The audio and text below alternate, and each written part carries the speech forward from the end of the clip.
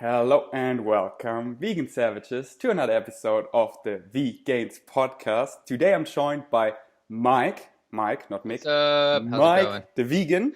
He's a vegan YouTuber, a big one. He reaches over 300,000 subs and he does really informative videos. The best available balance and showing the benefits of a plant-based diet. And I just love his videos. I watch almost all his videos, and he does such important videos, debunking so much bullshit out there and making reaction videos.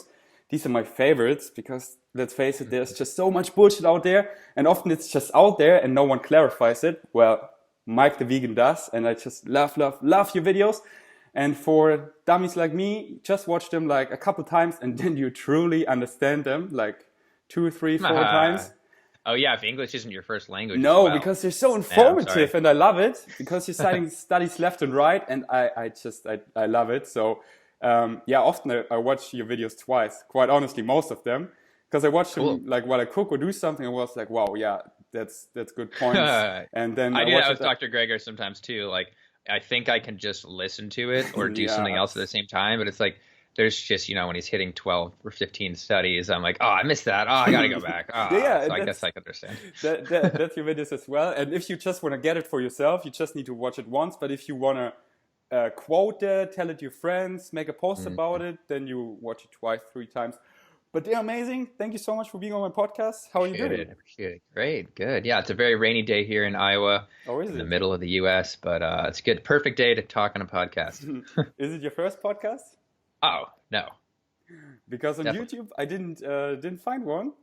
Oh, really? I've done a lot of like smaller, just like talking on people's podcasts or shows or I could send you some. Nice. I've done maybe like 5. And soon you have Michael Greger on your YouTube channel, right? I'm releasing that today. I just finished editing it all together and, adding some visuals over it so that it's a little more like digestible. If he's talking about a study, I found the study usually, I think like 9 out of 10 times. Did you get more than half an hour? 32 minutes. That's all he gives you. That's crazy. Yeah, he only gives you half an hour. Yeah. Well, we'll see. Maybe I can get him again in the future. An hour, but it was good. Really good information. Yeah, I got him twice, and for the third time, it's like in July or something. His schedule is crazy. Yeah. I had to wait over a month to talk to him. So. Okay, so I always ask for questions in my Instagram stories, and for you, I get a lot, and I just pick the best questions. So this is a mix of questions I have myself and follower questions, which are basically most of the questions because there's so many good ones.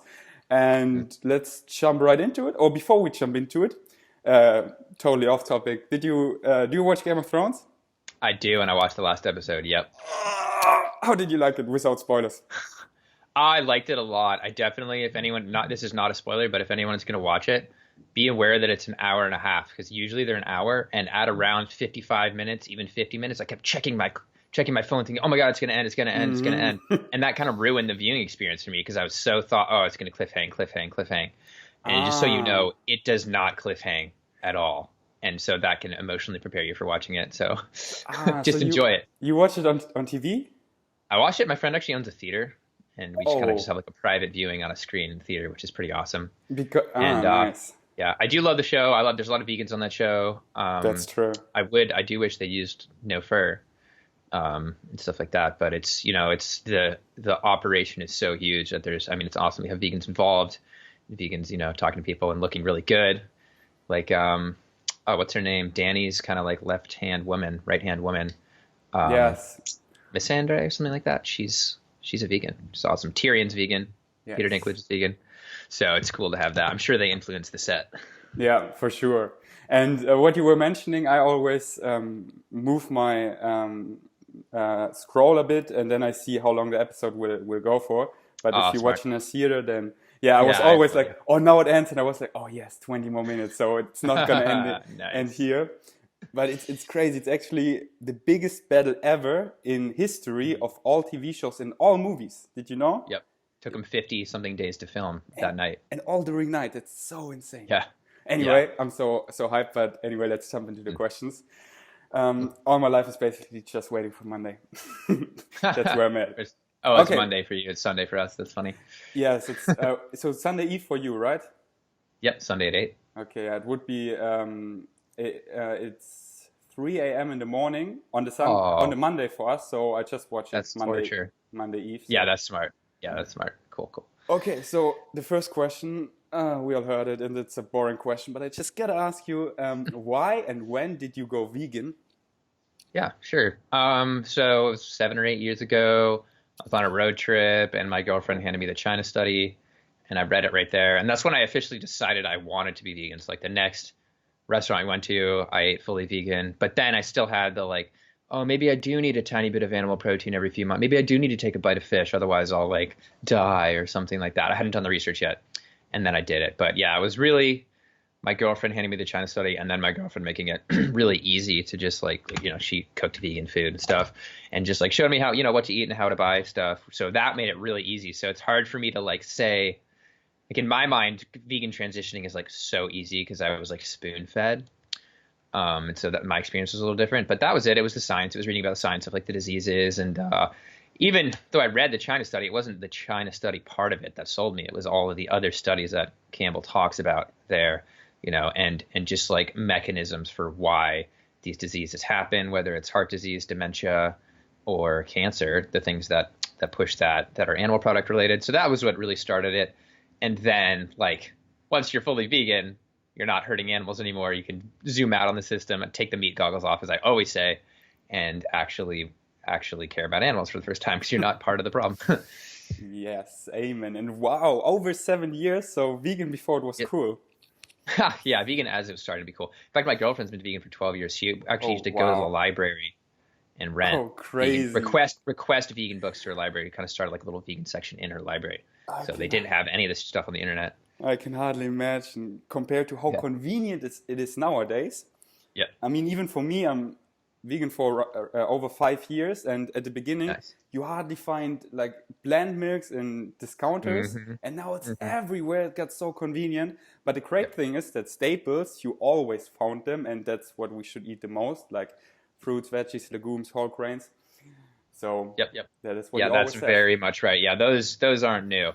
But it is cool, when I think when I went vegan, it was like soy milk and almond milk was like starting to Mhm. happen bigger.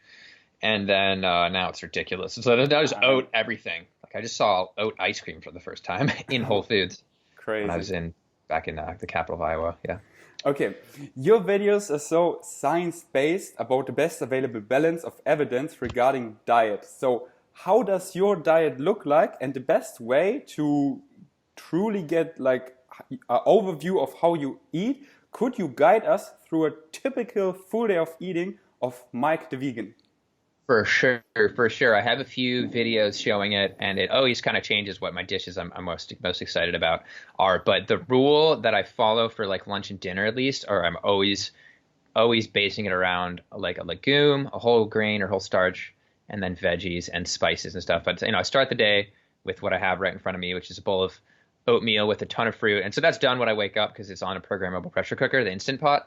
So it's put on at night with like a 7 hour cook delay. So it starts cooking a little bit before you wake up, and then Wait, you boom, it's cook done. your oatmeal for 7 hours?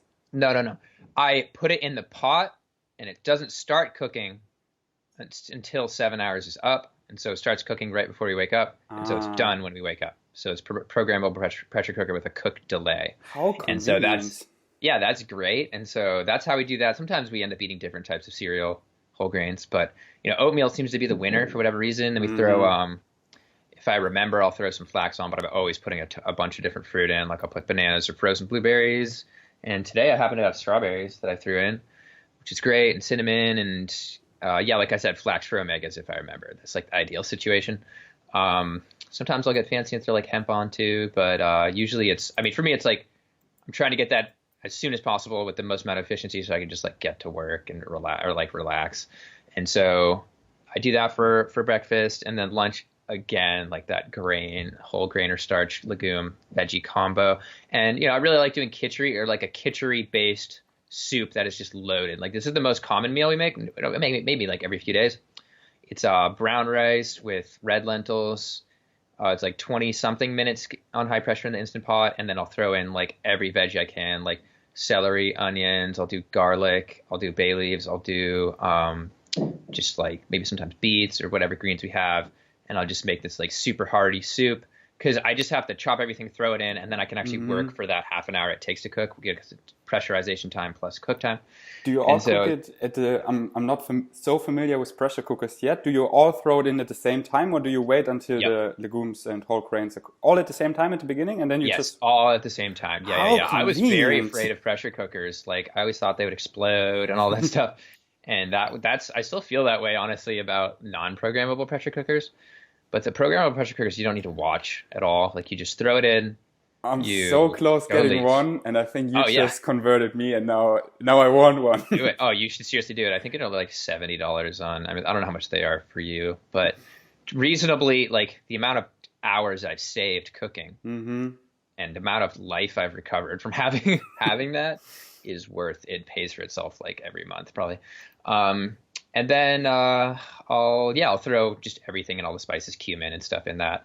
And then that'll be done. And do you add for lunch a sauce afterwards, or already the spices and that's enough? Sometimes I'll cook it with veggie broth instead of water. Like, I don't know, for the Instant Pot, maybe for rice and those whole grains, a lot of times I go like 1 to 3 grain to liquid. And so I'll do like maybe like half of the liquid will be veggie broth and half it won't be. So it's got that flavor, and then all those vegetables and spices come together to make a flavor. And so that's like my tahini healthiest. I don't throw tahini in that one. I do eat like tahini on like toast, whole grain toast or whatever and stuff. And then there's a lot of other meals. Like I'll do like burritos, which is again, you got your like, I'll try and get like a whole grain. It can be really hard to find a good whole grain tortilla. So most of the times I will, like occasionally if I'm feeling really like I want to treat myself, but just out of like sheer laziness, if I'll end up getting like a white tortilla and like feel like, oh, this isn't the healthiest thing, but it's all about what's in it. Break up. And then I'll throw a bunch of like good stuff in it. But I'll get, there's like really widely available quote unquote fat-free refried beans, which just means they aren't loaded with oil. And so I like those, even though they have a decent amount of salt, but those are like my salt source of the whole meal. So I'll throw that, a bunch of veggies, avocados, in sort of make my own like Chipotle style burrito. And then I got just like a lot of meals like that, or just a lot of meals that I like whole grain pasta I'll throw some beans and veggies in it. Again, just like whatever I'll just wholeify whatever meal it is. And some, I don't have to be like insane about it. Like I'll use like certain noodles that are probably somewhat processed. Like Lindy, my girlfriend, if you've seen on the Tiny House channel, you know who she is. Sometimes she taste tests on my channel. Feels better being gluten-free. So we'll end up eating some weird gluten-free pasta things that are probably a little bit processed, but they're not like super high glycemic. They won't have the same issue as like white pasta, for example, where you're running the risk of like maybe spiking blood sugar, having things happen a little too fast in terms of like your sugar. Like buckwheat pasta or brown rice pasta, buckwheat. Something like that. Yeah. Some lentil pastas too that are coming out that are cool, but sometimes we'll throw like some proteins in, but they're actually like a small amount of like pea protein, for example, that wouldn't create any issues. And then what else? We have dinner. Oh, sometimes we'll do like breakfast for dinner, which is fun. Like make pancakes and tempeh bacon, and put a bunch of fruit on it. And there's just a lot of meals like that, just like whatever we want, and just like making sort of like a healthy-ish vegan version of it. And then we do end up eating at restaurants a little more than I'd like. Some of them we're lucky to have some healthier restaurants, there's a local fully vegetarian egg, which weirdly has no eggs, organic cafeteria at the university that's near me, and that's pretty cool. And then there's restaurants. There's a restaurant that our friends kind of run. They have like all of the pho kind of like Thai options that they can make vegan, which is really cool. So you can get like a red curry that's vegan, or they can do like a pad Thai or like a veggie pho, and their veggie pho is like very unprocessed as well. Like it's not over salted or oil or anything. So nice. I'm lucky. Sounds like I eat. And do you snack? Like, do you have some snacks in between? Sure. What are your snacks? Sure. Depends on what we have. Like sometimes I'll have like waffles with like that again, like either tahini or some nut butter on it, or for a while I was putting like a little bit of vegan yogurt on, and then like making a sort of like I don't know how you describe it, like a waffle with vegan yogurt, nut butter, and Do you like buy the some. waffles or you make them? I try to make them and save them, but sometimes I will buy like the local waffle. So there's some gluten-free waffles. I think they have. We tried to get the one because this is that those are more of a treat. They have like they have oil, but like not as much. I use corn cakes or brown rice Corn cakes for cakes, that, and then I cool. Yeah, put brown like rice cakes. applesauce and tahini on it and dates, and it's so good. I like brown rice cakes. I just get like a little annoyed. Something like makes me a little annoyed about eating pop stuff sometimes because it's so low calorie. Obviously, you can put nut butter on it too, but like when I eat a brown rice cake, I kind of feel like I'm eating styrofoam. Like it's not bad. It's not like the worst I thing in the know world. It's like it's I'd great rather just for have a piece people of who want to toast. lose weight, and Yeah, there you go. if you want to gain weight or maintain your weight, then just put something on it, like peanut Yeah, butter, tahini, applesauce, dates. for sure. For Um, sure. There's also cereals. Like sometimes I'll just have like a cereal. mhm. Sometimes you can get like corn flakes that aren't too like covered in sugar. The latest thing that I found annoying is they're just covering everything in fruit juice. Like there's a corn flake that we ate for a while until we realized that it was just like they put we knew it had fruit juice sweetened, but we didn't realize how much. Like it was basically just doused in fruit juice, which is not going to be good. It's basically refined. It might as well be sugar water. But what I Just love not good. about the US that you have so many options, and thus also so many healthy options like Yeah. salt-free, sugar-free, and often you find easily clean granola. Like I recently was in the US. I love the Engine 2 line Oh yeah, for from Rib sure. Assistin. Yep. And just it's for me because here in Germany we basically don't have canned legumes which are salt-free. And Mm-hmm. you have so many which are just in water, like chickpeas and black beans. That's the standard. Yeah, Yeah, that's that's so annoying and that you here don't it's have that. always salted. Hmm. Anyway, soon I have a pressure cooker and then I can just quickly cook them. Yeah, there you go. So that's yeah, that sounds great. That sounds like I eat. Someone Mhm. asked, what or who inspired you to study human health? Hard call. It was weird. It was always just an interest that I had. Honestly, here's what inspired me the most was just me having to defend my diet. Like I would just be, just eating what I'm eating, and my friends or people that I know, acquaintances, whatever, would be just constantly attacking me with those myths that if you're a vegan, you know. And so I never like I was interested in the health stuff for to convince myself that it is okay to be vegan, right? Or that it would potentially help prevent Hmm. some diseases down the line. But then beyond that, I wasn't really more interested in health that much. I wasn't like, oh, I need to know everything about health. It became, oh, I need to learn this about health so that I can like defend my diet or even just make sure that everything is cool with my diet. And so that happened over and over again. People just coming at me with like the protein question or some other nutrient question. And then I researched more and more and I'd be like, oh, well, then they'd ask me about a disease and I'd be like, oh, that's cool. And then after doing that, a few people were like, oh, you should start a YouTube channel and just make a YouTube video about that. People that were more supportive of me. Um, and then finally I had a girl who I was like staying in like a kind of communal Airbnb with over a week. And she started eating almost entirely vegan by the end after seeing what I was eating. And then when I was leaving back, because I was like traveling for work and I was leaving, she was like, I don't think I could ever be vegan because one person can't make a difference. And I was like, what? Yeah, obviously they can. Small groups of people are like individuals are the only ones that ever do make a difference. Like when they come Hmm. together, that quote. And one person says, "No one makes a difference," said by a million people. Exactly. Yeah, I love that meme. I just saw that meme yesterday too. And so that was what I'm like, screw it. I'm gonna like just to show you how untrue that is. I'm gonna go back home and start making YouTube. So the next Nice. next day, I made a video, I think. Hmm. And ironically, that video never went live because Lindy, again, my girlfriend, saw it and she was like, "This is trash. You're repeating yourself. You're saying what? Did you even plan this at all? You're just rambling." And so from that point on, I developed my Mike the Vegan style, where I just have a constant stream of information without saying or like, and making it so that no one with ADD wants to click off, which It's probably a little bit of an issue for people who don't speak English as a first language, and people No, are not telling at me to slow all. down. It's great. And people who don't understand it, they just watch it like in slow-mo or watch it Yeah, twice. 0.5 speed. I hate it when people talk slowly. I Yeah, watched them kills in me. double the time. So I love Yeah, your same. speed. That's exactly how fast I want it. And I love that you make it Cool. fun, that you throw in your jokes and they're hilarious and they just make it. Can't resist that. I can't resist it. That's great. Keep that. That's my favorite part about it. Cool. So that's what inspired me to look at health. And then from there, having the YouTube channel, just like requests to research and research and research these things. Like to, if I'm going to do a video on a certain disease or topic, I need to research it to the extreme. So that's what happened. And then eventually it was, now I'm studying a master's in public health because I got that interested in it. So Nice. Someone asked, what's your favorite part / function of the body to learn about / find most fascinating? what's my favorite part of the body? To learn about? Okay. Part or function? Man, it would probably be the cardiovascular system.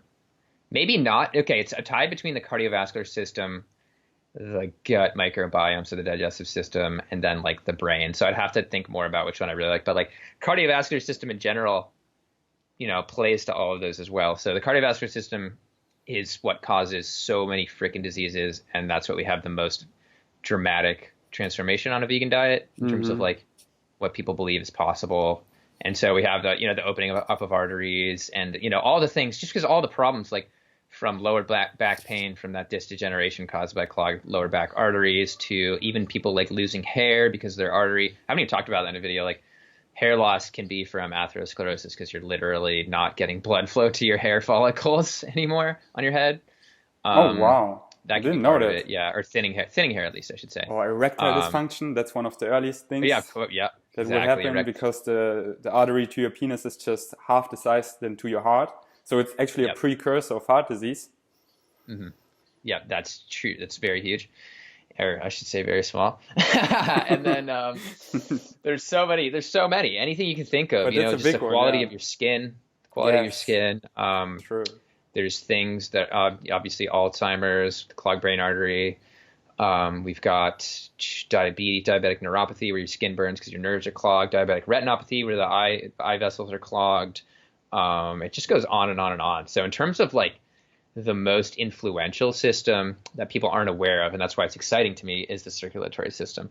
But then like the digestive tract, like it's part of the body, but it's more of like the system that's in your body. It's actually the bacteria I find really interesting. So that doesn't really count, I guess. Let's cross that off the list, even though the microbiome is really interesting. And it is in your body.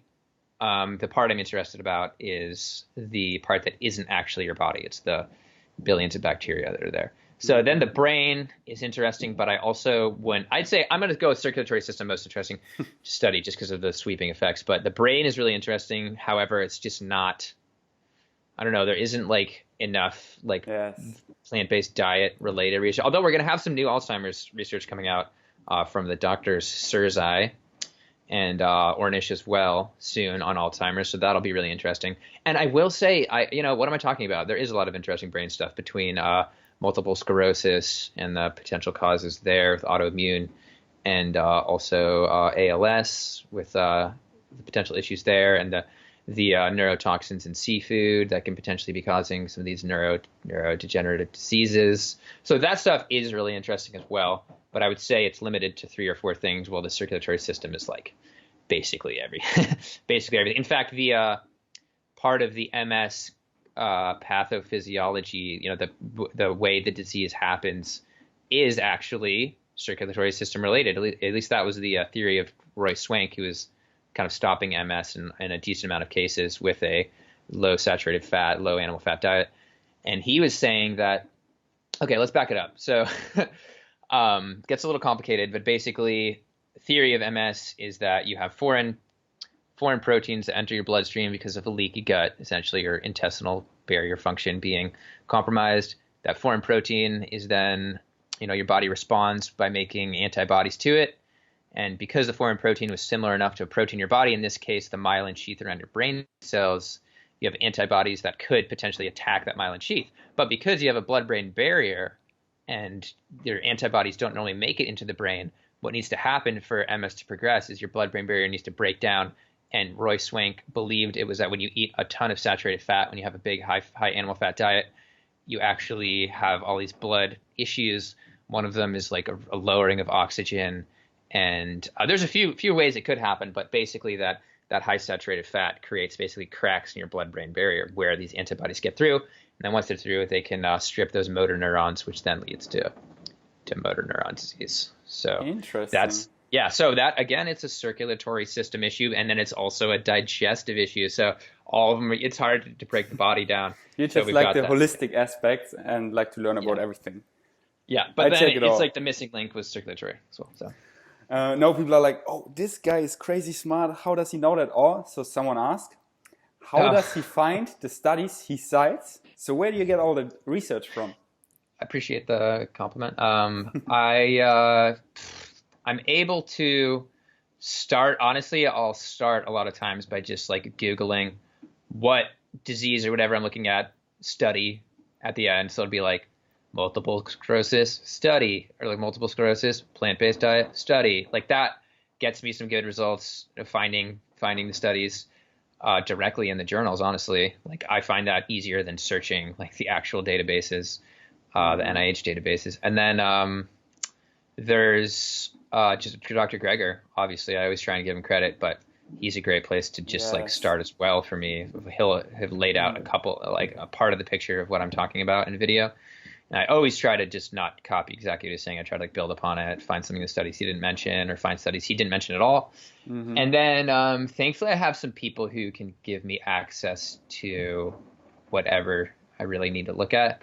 But Dr. Greger will tell you to just go to Sci-Hub if you can't access the study, sci-hub. That's like HB right now. I don't know it's constantly getting shut down and moved on. So that's because it's technically Russian hackers. But it's also, the annoying thing about all the science is that a lot of it's paid with public funds, and then these journals basically co-opt our public funds and bogart the knowledge, which is really annoying. It's not the case with every study. So do you look first who funded the study? Is that one thing you check off at the beginning? Yeah, it's good to like scroll down to the subtext on the first page if it's there, or at the end where the conflicts of interest are. And then I would say, going even one step further, if you're skeptical, you have to Google the authors now, because a lot of them are so unethical that they won't disclose their conflicts of interest when they've been on the payroll of dairy. I think the first one I saw that with was like Robert Krauss in a dairy study. It said like no conflicts of interest. And then I find out he's worked like his whole life for dairy. And it's like, yeah, you can have no conflicts of interest. That's a good point as well. That's what I will do from now on. Yeah. But nutritionfacts.org, a great site, because often I watch videos and like, oh, that's a good point. And Kreger, he lists all the sources. So then you already have that study for that point and can elaborate on that. And someone asked, how long does the research for each of his videos take approximately? Sometimes they just fall right together. Sometimes I'll wake up in the morning not knowing what I'm making a video on, and I'll figure out the topic, and then it'll just lay itself out in like a half an hour, and I'll just film the video and everything will be great. But sometimes I'm just like dragging myself through this research and going off tangents of things like I research a lot of stuff that doesn't make it in the video, whether it's like just tangential or just not interesting or not what I'm trying to talk about.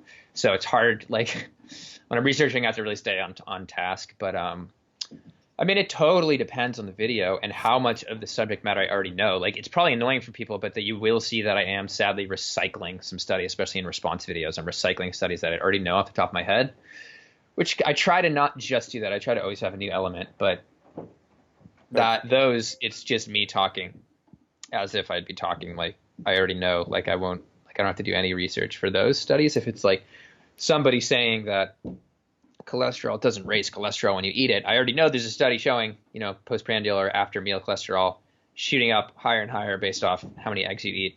That's a study I've mentioned maybe 3 or 4 times. And so things like that, I don't need to do research to show that research.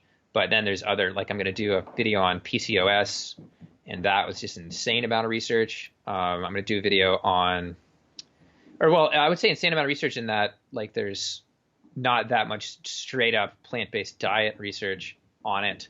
And so I have to really get down to the basics, like the actual mechanisms of the disease. and figure out which, what things will help with that. Or there's like certain random things like random herbs that have been shown to help with it as well. I think Dr. Greger even had a video on one of them. And so, it depends on the disease, depends on how much I know it. And yeah. Sounds good. I don't know. But so I didn't even answer the question of how long. So if there's a video that I know nothing about, it can be like a couple days. Like I'll research throughout the week. I'll do like an hour a day of like just kind of looking into it until I start building a case. And then like the day I'm going to film or day before I film, I'll put like 3 hours into like outlining the video and research. So that's my real answer. Okay. And short videos, like where you already know everything, that like you just start recording basically. Do you actually script your videos, or? I outline my videos and I'll be reading like quotes, or if there's a statement that's extremely difficult for me to like I need it to be really concise, especially like in the first couple statements of my videos, I will write that out, but I won't read it. I'll write it out. I'll look at it so I know what I'm going to say, make sure I get every single point, and then I actually have my computers way off to the left, so I can't look at it, so I'm never reading. Yeah, I like that because your videos are really natural, and it shows like you really understood it, what you're talking about. Because sometimes I feel like when people do videos, it's like they're explaining it to themselves, but you really got it, and they're really good at explaining what you know naturally. And I don't know why, but why I get so many questions about acne. So. Do you have any advice for people who suffer acne, what they could do? Absolutely. Nice. Absolutely. I've been talking about this a lot. So there's a few things that happen to people on a vegan diet.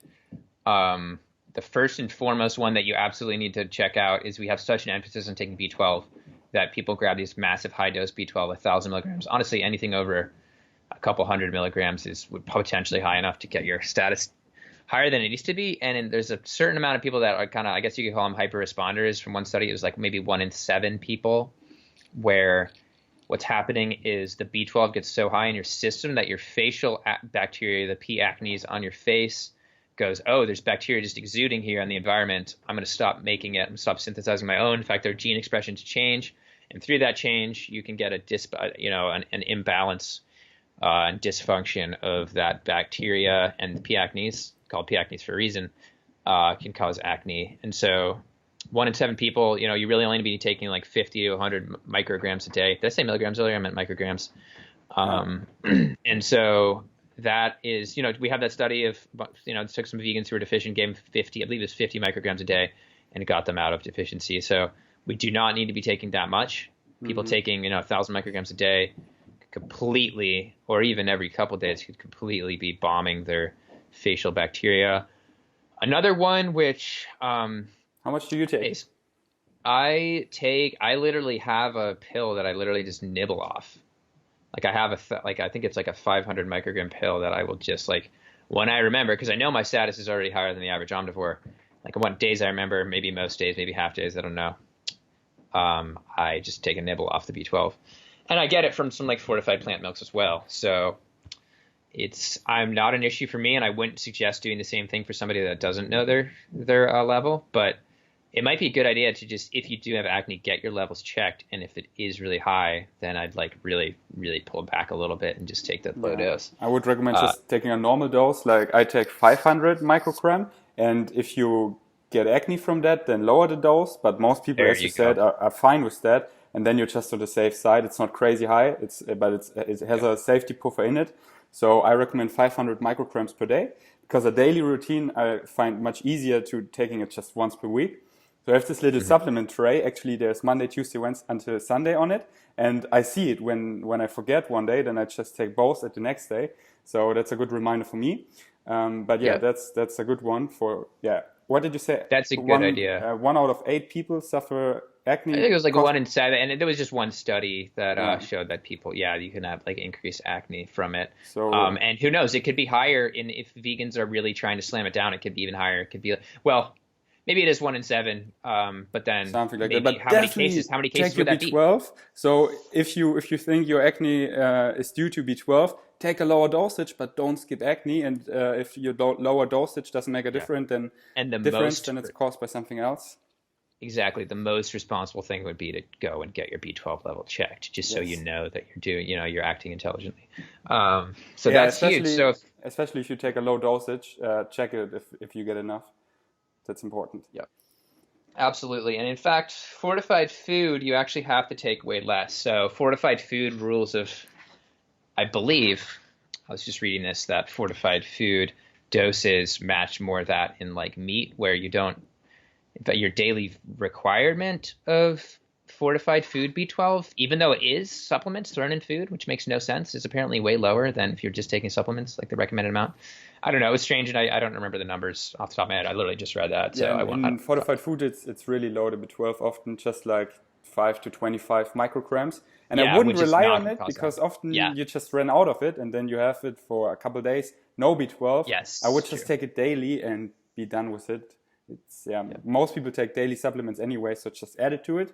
500 micrograms and you're all good. And if you think the acne is because of it, take a lower dosage, and then you're also good. And then you can take really low dosages, but then at some point you just have to take it a couple times per day. Like when you go under 10 micrograms, then. But most people are fine with just like 500, because water soluble vitamin, you cannot take enough, you cannot overdose, you just pee and sweat it out, so you're all good. But most importantly, take your B12, everyone. Yeah, for sure. Like last thing I want is people to be too afraid to take B12 because of acne, and then they get low B12 and get like issues there. That's like the worst possible situation. But yeah, another thing of acne that I've seen among vegans, I mean, it's just a theory, is I see a somewhat higher level of acne among like bodybuilders. Maybe it's totally in my head, but I know like a lot of people that take a lot of protein powder, because you have that leucine in there, something I've talked briefly about with Dr. Greger, that can boost your mTOR and your IGF-1, and that mTOR can actually make the acne, the sebum glands on your face sort of hyper powered. They can actually become enlarged, and that can be a cause of acne, like exuding more oil, or just just creating issues there. So that's one potential. And that, I guess one way to get around that would just be, even if you're taking protein powder, to try and just get like a slightly lower leucine protein powder, and like not breaking that 4 grams of leucine, which seemed to be, from the studies that I saw, what starts raising IGF-1 and mTOR. Yeah. So, and then it's also just that a lot of bodybuilders are like, oh, I'm trying to eat all the calories, so I eat more processed foods. They eat more processed sugar. So obviously processed sugar. And then I would also argue processed oils can come together to create issues. Yeah. Just being in a surplus of calories, it's just more likely to get pimples from that. Yeah. To boost your IGF-1. Yeah. So that's a risk. And so for me, it was oil. Like I had acne until I stopped cooking with oil. I still end up getting oil in my diet through various, like restaurants and stuff in smaller amounts, compared to when I used to cook with it. So that, me no longer like stir frying things, that my acne basically went away. Well, my acne officially went away when I started, just as an experiment, I started taking some zinc, which I think I've had an issue with zinc absorption my entire, when I was eating meat and chicken and all that stuff, which is allegedly high in zinc, I had with the worst skin issues I ever had.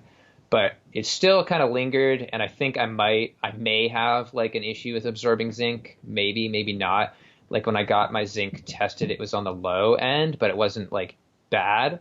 And so I was like, maybe, because we have studies showing that people with lower zinc status are more likely to have acne, whether it's causal or not, who knows, but zinc plays a role in skin. So I started taking some zinc, and that's when my skin got basically acne free, and for the first time in adult life, which is interesting. You can't say it's the fault of a vegan diet again, because I was, eating zinc. I'm eating enough zinc now, and I got enough zinc, more than enough zinc on. So no oil and supplementing zinc did it for you. Yeah, and maybe I didn't even need to supplement zinc. Maybe that was, hormonal changes in my body. Who knows? But it happened like around the same time that I started trying that. And now I don't even really do it anymore. Like I feel like my status is probably fine. And really zinc, like this is not to say that I even was anywhere near a zinc deficiency where, you lose your taste and stuff like that. It's just like maybe there's an extra benefit of if there's maybe something else causing skin issues, whether it's hormonal or environmental or anything. It's perhaps possible, we'd have to study this, that having a slightly higher zinc status could give you sort of an extra tool to fight that acne. That's my theory. I don't know. So getting above and beyond anywhere near like deficient. So I would just check the levels of zinc first, and if it's low, then considering supplementing. But if it's in a good level, then you most likely don't need it, because you get it all from food, which is the best source. Exactly. And so that's an interesting topic. I think that's kind of it. What about dairy? Can I eat dairy? Is that prone to acne or? Because for me and so many people I coached and talked to, after I stopped eating dairy, that's how I got rid of my acne. I had such a bad acne, and I tried veganism for months, and I never ditched all dairy products before for months. But when I did so, my skin cleared up like crazy. And I also had digestive problems with dairy, but I didn't even know I had them because I never ditched dairy for months. That's why I recommend to everyone, ditch all dairy for months and just see what happened. Because you don't know how good you can feel because you never did ditch dairy. So yeah, that's what I experienced. For sure. Yeah, I was kind of talking directly to vegans, but for dairy, of course, there's a few things that happen. First of all, you just have hormone manipulation when you take dairy. You see the testosterone and estrogen levels changing by about 20% after drinking milk, and statistically significantly in that study, commercial intake of cow's milk, exogenous hormones. All those words are in the title. That changes those levels of hormones. And then we also know, we have several studies, just well known, I can find you quote in several studies, that dairy raises IGF-1 as well. Because A, it has IGF-1, and B, probably through the protein mechanism. Who knows at this point? It's a cocktail of mammalian hormones. And that's to help the baby calf grow. And so that's right there. Boom. It's the same thing I talked about earlier, where it can increase the sebum producing part of your face. Can increase those sebaceous glands size and stuff. So dairy's not good. Yes. So ditch dairy, all animal products, lower maybe your oil and overall fat intake, and see if your skin clears up, and check your zinc levels, and your skin should be good. And I will say, it's hard to say whether lowering your fat intake would do it. I would say switching the type of fat you're eating, because it's how it gets in the blood, right? So if you're pounding down oil, it just things, your triglycerides can spike higher, and then a good portion of sebum is triglycerides. So if your body's trying to get rid of excess triglycerides, it might try and exude it onto your skin. So you can literally be the fat you eat is the fat you wear on your face. But to bring McDougall's "fat you eat is the fat you wear" statement into the 21st century. So there is some truth to it. Yeah. Oh yeah, for sure. And there is truth to it, but let's say I don't think an avocado is going to give you acne. Definitely not. And then I will say one more thing about dairy that I didn't notice, talking about things you didn't know you had digestive problems until you got rid of it. I didn't know that the reason I woke up with some phlegm almost every day in the morning, and occasionally had to hawk up mucus or blow out my nose when I woke up, was because I was eating dairy. Or just when I stopped eating dairy, that went away. And I haven't I never had, maybe once a month I might have to blow my nose when I wake up. That's probably less than that, actually. Oh, nice. Yeah, actually, for me the same. I had to carry tissues all the time, and now only if I'm sick. What happens? Rarely. Yeah, there's just a lot of things in dairy that you can have immune responses to. It's just how it works. Any other questions? Yes, and this is a fun question. This is actually one of my questions. Nimai actually asked me on his podcast, and I really like the question, so I want to ask you. There are currently next question, this one. If you could veganize one person that you would think would have the biggest impact, who would you choose? And after you answered it, I tell you who I have chosen. But I have a joke answer. Can I give you my joke answer first? Donald Trump. That was actually my answer, but then Nimai convinced me but then most people are even more, what's the word? Would hate it. Yeah. He would just convince his base, which is, I guess, honestly, it's actually a minority of the population, whether you're looking at the popular vote or you're looking at polls. It's minority. So who would have the most effect ever going vegan, man? Who is the biggest person? I'm trying to think of who just has the most airtime talking out of anybody. And I know this is bad, but I would just love to see Joe Rogan go vegan. And that's what I said exactly. Yeah, because if you're he gets over 100 million downloads each month, and his podcasts go for hours after hours, and he's so in people's heads. And I listen to him all the time. I love his guests, and he's just a funny guy. But he's just talking such nonsense about veganism, and I'm always cringing. But and so many people, they're just that's his idol, and he's the biggest podcast out there. Yeah, that's what I chose. Yep. In terms of time listened to a person, a single person. Yes. it might And be how him many right he now. reaches? That's insane. Yeah, But and for maybe globally, there's somebody in like China that we don't even know about that if they went vegan, they would actually save more animals and make more people healthy. But I couldn't point to who that would be. China, they're already like India, they're the most vegans, people who are eating a vegan diet. I think in Asia, I don't know. But yeah, I think for him, it would be such a gradual, subtle change because he's so on the opposite. So if he would all of a sudden be plant-based, he would be such a hypocrite. So just for his reputation, he would be so like slowly transitioning. Even though he's completely vegan, he would be like, yeah, just like to eat more plants. And but hopefully, I have no doubt someday in the future we will see that. Because Yeah. I hope that he just like your recent video you did about him, that was so good, and I wish he would watch that and he would be like, yeah, I'm actually I'm such a hypocrite. I'm saying like, yeah, be open-minded and don't let people do whatever they want. You should stop being vegan.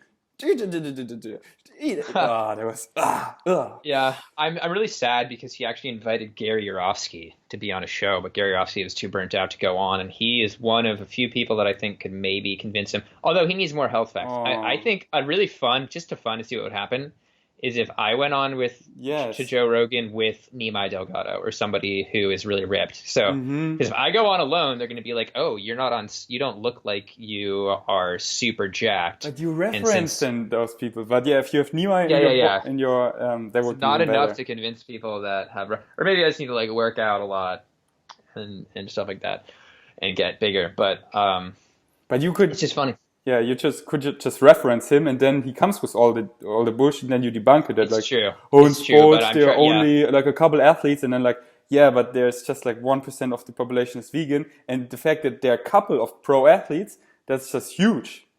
Yeah, yeah, absolutely. Do you think Neil Bernard would kill it on there as well? Garth Davis could do pretty well. What do you Neil think? Bernard, though, you don't realize that he is actually an incredible debater. Like if you've watched Intelligence Squared debate with him and Gene Bauer debate, Joel Salatin and Polyface Farm, kind of intensive grazing farming, killing animals is the best thing to do.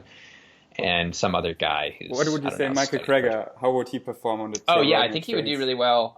It's hard to say. I haven't seen him. Depends on how savage he was being. Like I feel like he might be too, and maybe if he went on with the right attitude, he could do it. I think. Have you listened to him on London Real? No. Oh, you should listen to that. When he's on these long form podcasts, he's so savage. He was convincing Brian Rose, the host of London Real, and he's now plant-based. So nice. He was really like, and I just listened to it many times. My only concern, it's like the same concern with me going, although I think I'm a little higher BMI, but like just Dr. Geiger not being a jacked person going on. And then being like, oh, who's this like guy who's in the normal BMI? He's not over the normal, Yeah, you're right. We need two persons. A jacked person and someone like you. Or a plant-based doctor. Although I am getting, like, I'm not saying I'm bigger, but I'm not big by any means, but I am like putting on some muscle. Oh, like nice. I'm now. Yeah, and you're just a bigger healthy, good-looking guy, so I think that's already enough. Yeah. But I put on like 20 pounds since I've gone vegan. Oh, nice. And I put, like right now there's one point where I was like 173 pounds, but I was probably honestly a little bit of chub. The right now I'm like of building muscle. I can send you my training guide. Do it. Yeah, I know what I need to do. Yeah, I would love to get it. Yeah, as extra motivation. Like I know what I need to do. Because in Germany we're really science-based about training. I mean, it's a big trend right now, and all the YouTubers do it and debunk the pro-science bullshit. And hit me up. Is it like stuff? Are you into doing the like hypertrophy stuff, or what's like your angle? Explaining how to build actual muscle, that it's richly complex but fundamentally simple, but you need to break it all down and just look into the studies. How long does protein synthesis actually last for natural athletes, and thus what's the best frequency? What's the best volume? Just that 24. It's that 24-hour window as opposed to like the 3 to 5 days, right? I've read that. It's actually 36 hours. So so 2 days, because we don't go to the gym 1.5 days later. So 2 days, So it's better to have a high frequency, stimulate the same muscles multiple times per week than a low frequency, like these bro splits, only training Yeah. biceps one day. So does Yeah. If you're doing steroids, it works. yeah, so does I have an upper body, lower body split where I hit my upper body 3 times per week and my lower body 2 times per week. And then it's about adjusting the volume, that you don't do too much because you have a high frequency. Thus, if you do too much, you cannot handle that amount of volume in this frequency. So you have to adjust the volume, how you do it, I described, and about intensity, how to intense you should actually train, because many people are like, oh, go hard or go home. But it's actually not that smart to train until muscle failure for many reasons. And I explained it all and then give example training plans and how to adjust them for you. So I send it to you later and you can just read it for fun. It's just 60 pages. For sure. Because I get so... Is it just? I don't know. I mean, I just wrote the essentials down because that's what it takes. So many people ask me like this and that, but I always say it depends because it's a complex question. And you have to talk about all these factors for building muscle. And so I broke it down to training, nutrition, and recovery. That's the 3 bases. And then elaborate on them. And yeah, anyway. Sweet. Yeah, we went to the gym. It was arm day, leg day, arm day, leg day, arm day, leg day. And then like one rest day. And that was when I was making a lot of like strength gains and getting a little bit bigger. Say it again? Not big by any means, but just like going from like, quote unquote, especially like at the beginning. Gainer. I call it the noob gains. At the beginning, you gain like crazy, and then gets harder and harder. My issue is just like I was always torn about like how much I should be eating because like I would eat, if I do try to make sure I eat 3,000 calories or more, like I will gain, but it just becomes like another job, like and it's that excess consumption. And it's like, do I really need to do this? And so that's my main thing. It's like, caloric surplus is just needed for long-term gains, and exactly. Yeah, so I always say that it's all about consistency. Building muscle, it's not a sprint, it's a marathon. It doesn't matter how good you train for a couple of weeks. Building muscle takes years. So that's what many people lack. It's consistency. But I send you that later, and maybe then you're motivated and become a pro bodybuilder. Go on stage, put some oil on your skin, and post it around. I don't need to do that, man. I don't know. I've watched some people lately, like when they're going in that cutting phase. I'm like, man, that's like anorexia level. Not everybody. That's really unhealthy. And the smart people say it like, don't do it just for fun. That's not unhealthy. That's not healthy what I'm doing. But I just do it because that's like my job, my highest excitement, and I love to compete. Yeah. But your libido is gone, and your hormones, your menstrual and cycle if you're a woman, and your period is gone, and you could actually suffer some damage from it you hardly recover from. So I would never go that low in body fat. Okay, I quickly want to touch on your project. Like many people might not know that besides veganizing the world with all the plant-based science, you're building with your girlfriend a tiny house, and you actually have a YouTube channel for that as well. It's called TIY, Tiny It Yourself.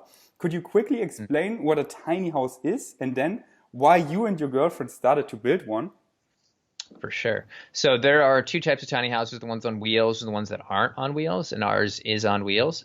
And tiny house is officially anything, 500 square feet or less. I'm not sure what that would be in meters, but like basically 20-something, super small. Yeah, very small. And so we're kind of coming at it from a minimalist angle where we're just trying to like lower our footprint, and also a mobility angle of like we tend to want to live in new places, especially being younger. We want to like every couple of years like, oh, it'd be cool to go to this city. And with a tiny house on wheels, you can accomplish that instead of getting caught in the trap of like, putting down and, getting a lease, putting down your deposit and paying monthly rent. Instead, you just hopefully can find a place to park your tiny house for relatively cheap. And ours is going to be off grid. Potentially, it'll have the ability to go off grid, so it's going to have solar. I've already installed like the solar inverter, some of the components, and then it's just kind of going to be pull it up to a field, and you'll be able to like live in that field potentially. And so it's super eco, it's low environmental impact in a lot of ways, in terms of water, in terms of electrical and all that stuff. Like it's designed to be super efficient, it's well insulated, and it's It's going to be hard. The average person only lives in tiny houses for 2 years.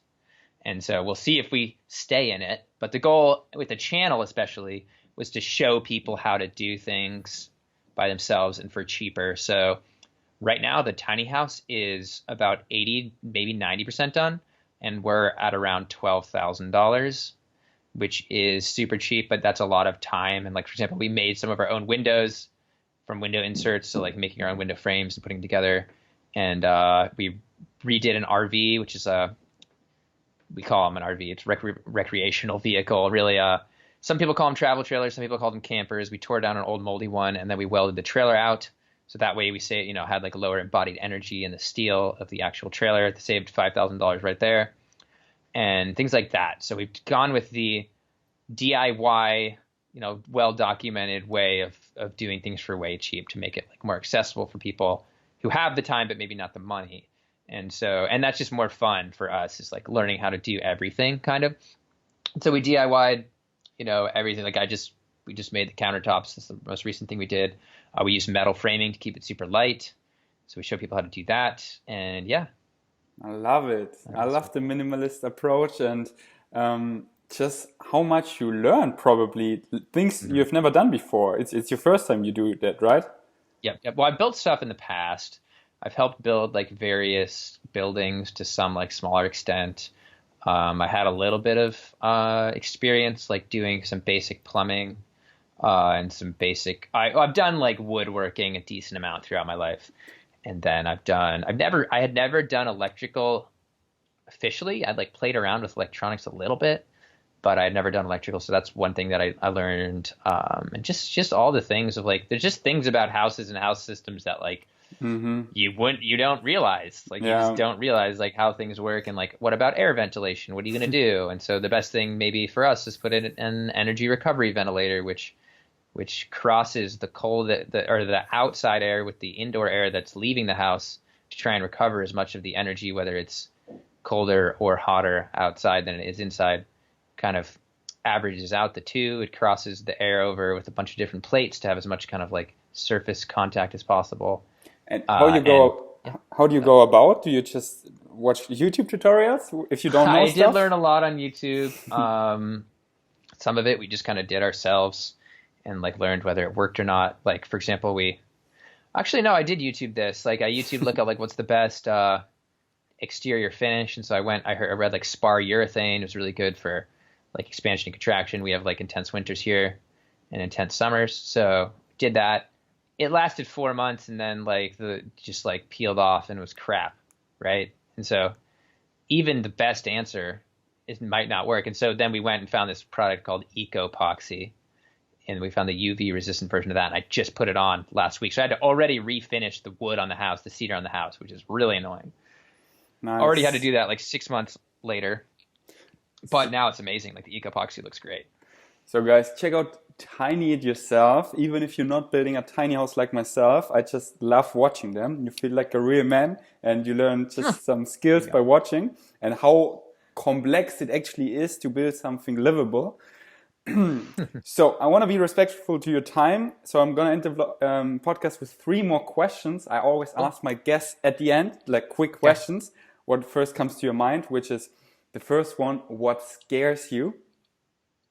What scares me, to be completely honest, is like people stop watching my channel. It's like my biggest fear. And I know inevitably, just the way time works, people will stop watching my channel at some point, whether it's like when I'm 40, 50, or 60, I don't know. Maybe I'll be 80 years old and still making videos like, and this is my oatmeal, and it's fucking delicious. Anyway, so that's like my fear, is like, because you can watch, like, if I post less videos, I can watch my channel die, So like if I'm traveling and I don't I'm gonna post a video today actually, but like right now my channel is, pretty dead compared to how it was 5 days ago when I posted a video. And so if I went a month without posting a video, my channel would essentially die to a large extent. Like everything, like the algorithm would treat it not as well. But the idea is that like I basically become too repetitive. There isn't enough new information for me to present, and people just stop watching and being interested. Thankfully, my views are kind of going up right now, which is good. I mean, it depends. Like, it's very much based off how much I work. So like I was releasing like 2 videos a week. Obviously, I'm gonna get more views then a few months ago than I will now, just once a week. But like I think I have like 100,000 on that last video, Joe Rogan video, which is better than. They perform really well, I would say. But have you thought about diversifying your content, like other social media pages to other content maybe? Because right now you're basically only doing YouTube, right? Yeah. Like my Instagram is trash in terms of like content. Like I could do. Guys, don't I could follow like him. start. It's trash. No, it's not. Don't follow at Mike the Vegan. He's trash. No, it's just that like I could be making like memifying like you do. Like you basically have you're basically doing what my model would be if I did Instagram. So you're already doing it, so that's cool. You can just keep doing it. Where you like you can do it as well. Memify stuff and make it very straightforward, present information like that is great. And so for me, it's like YouTube is reaching the most people for me. Yeah. And it's where if I'm going to put an hour into this, it's better spent on YouTube. If that starts dying, I might. And I wouldn't be afraid because I don't see anything of that coming. I just see it grow and grow and grow because it's just exponentially growing. So many people are going vegan, plant-based, vegan curious, vegan friendly, and they just searching your videos and they will just pop up old videos, which some of them have millions of views, and they just get so much out of it, subscribe, even though the video on something like they watch What the Health, then like, oh, my friend told me it's debunked. They go on YouTube, they watch your video, which has like almost 1 million views, and they're going to watch it in 5 years. So it will just grow and grow and grow, I have no doubt.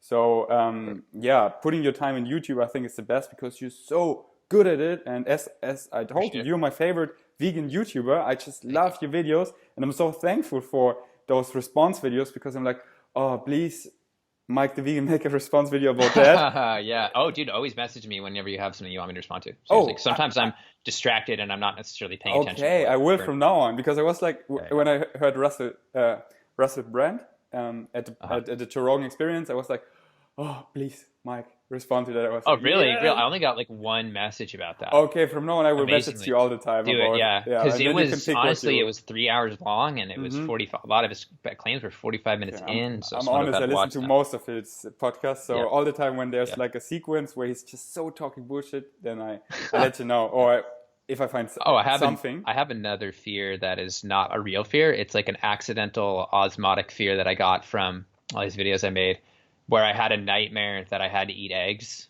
Oh. And it was like, obviously, and then you feel I so would much never better. have to do that. And then you have a wet dream. And then your brain function all of a sudden. Yeah, like, there you go. No, really yeah. good. Like I have incredible digestion. I check my blood levels. They look great in every way, and I've been vegan for 7 years, and usually these people are quitting after like 4 or 5. Yes. I love how you debunked them, by the way. That was so great because they're talking such nonsense. They're so not informed. They're so doing restrictive diets, jumping from this to that, are completely deficient in nutrients because they're so restrictive in what they're eating, and then they try this and that and heard that, and I listen to my intuition and this. Blah. Yeah.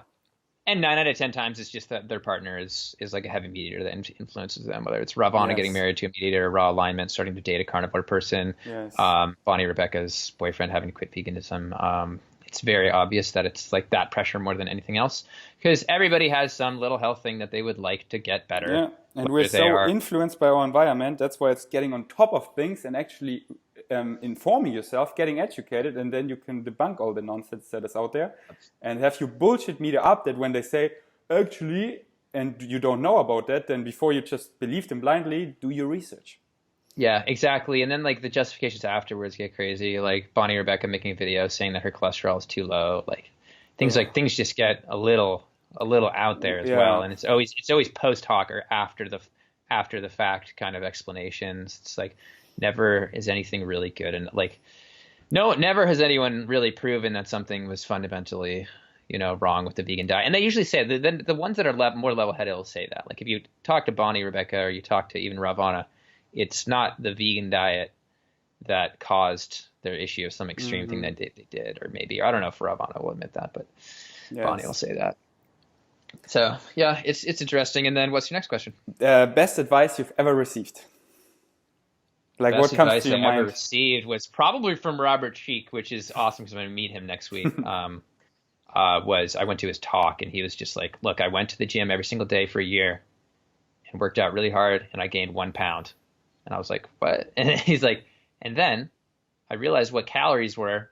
He started eating, enough calories, a little bit of calorie surplus, and within 2 weeks, he like gained several pounds, and then became a bodybuilder from there on. And so it's what you're talking about. We were talking about this earlier, but after that, I just sat down and made a food journal and made sure I ate 3,000 calories, and gained like 15 pounds from somebody who was told their whole life that they were just like genetically thin, like genetically skinny or whatever.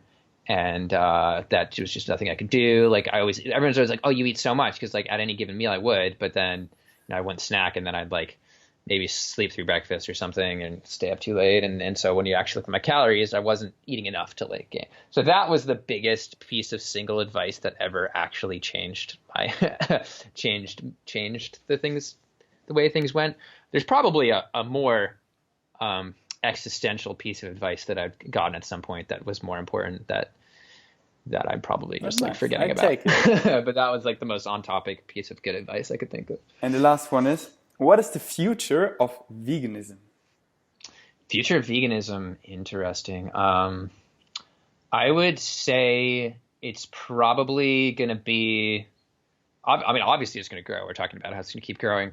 I would like to see just like the East become like ethically vegan, like India and China especially, because that is going to have the biggest impact. So for me, it's like, it's so totally cool having more and more people become vegan in the US and becoming more of like a social phenomenon. But when you start doing the math on like animals and environmental impact and the most like people getting chronic diseases for the chronic diseases that they haven't gotten in previous generations, we're talking China and India and just like the largest populations on Earth in terms of countries. And so seeing China have a major vegan movement would be the future that I want to see of vegan stuff. So obviously everyone going vegan is what I want, but that's like, if I were to pinpoint something in particular, that would be it.